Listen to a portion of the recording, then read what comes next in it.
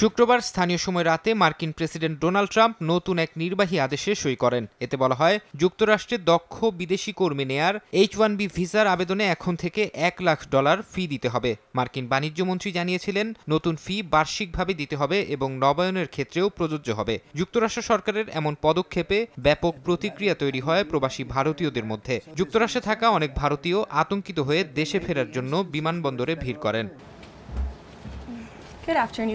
White হাউসের press সচিব Caroline Leavitt পরে স্পষ্ট করে জানান, এই নিয়ম শুধু নতুন ভিসা আবেদনকারীদের জন্য প্রযোজ্য হবে। বিদ্যমান ভিসাধারী কিংবা নবায়নকারীদের ক্ষেত্রে এর কোনো প্রভাব পড়বে না। লেভিট আরও জানান, এটি এককালীন ফি। বর্তমানে যারা যুক্তরাষ্ট্রে আছেন কিংবা বাইরে ভ্রমণে গেছেন তাদের পুনরায় দেশটিতে প্রবেশে কোনো ফি দিতে হবে না। এটা বার্ষিক ফি নয়, এটি কেবলমাত্র পিটিশনের জন্য প্রযোজ্য এককালীন ফি। যারা এরই মধ্যে H-1B ভিসাধারী এবং বর্তমানে দেশের বাইরে আছেন তাদের যুক্তরাষ্ট্রে পুনরায় প্রবেশের জন্য $1 লাখ দিতে হবে না। এই নিয়ম কেবল নতুন ভিসার ক্ষেত্রেই প্রযোজ্য, নবায়ন বা বর্তমান ভিসাধারীদের ক্ষেত্রে না।